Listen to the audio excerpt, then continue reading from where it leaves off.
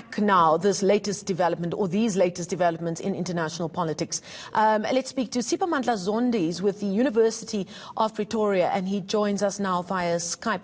Thank you so much for joining us. Let's pick up there with the last story that we ran with regards to the goings on around Prime Minister Boris Johnson in Britain and its parliament. For those of us who are not living in the country, you almost don't know who's coming and who's going. Is Parliament sitting? Isn't Parliament sitting? How do you see this playing itself out? Hi, good afternoon. It's a drama in politics. It's been a long going drama, almost 2 years, or more than 2 years, actually since 2016.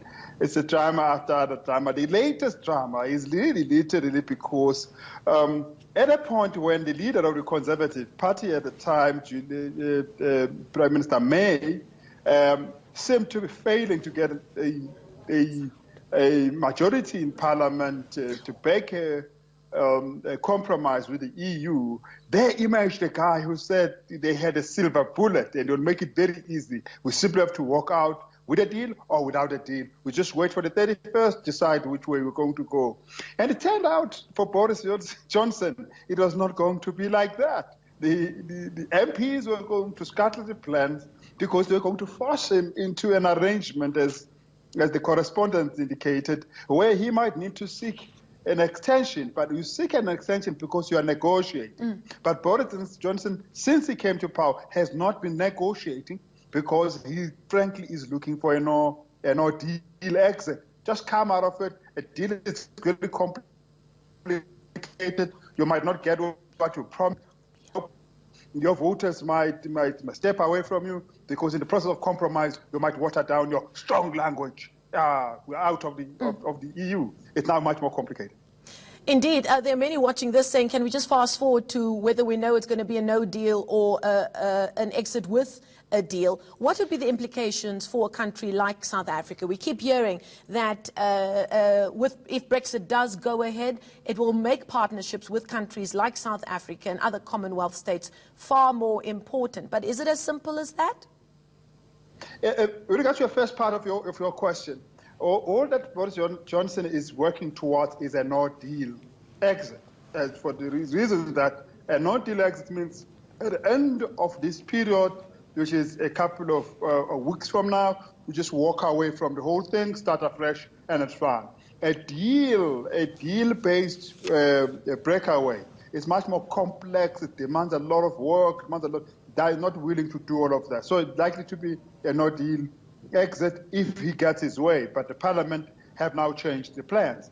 The implications for us is that whatever happens would mean that the arrangements we have with the EU will not apply to Britain. And therefore, the arrangement with the market, which was called EU, would change a bit in relation to the size of the market you were dealing with. It would be a smaller market than we had in the beginning. It also means that we have to strike a deal directly with the UK. And as you heard, about 3 weeks ago, South Africa has already been in conversation with the UK. They have a preliminary agreement which is meant to secure trade interests for both sides. So it's likely that when we get to that point, we would have been ready for it, would have prepared, so the impact might not be as bad as it is thought. Actually, it might actually work very well for us, as it might work very well for the EU itself.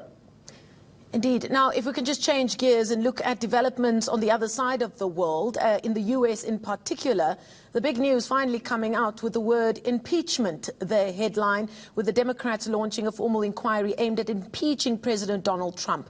Now, those who were able to read the full Mueller report would have said, but he should have been impeached for what happened leading up to the last election. Do we feel that this is a strategic move from Nancy Pelosi and the US Democrats, that they feel like finally they've got a better chance now, based on this latest development involving the Ukraine, to impeach Donald Trump?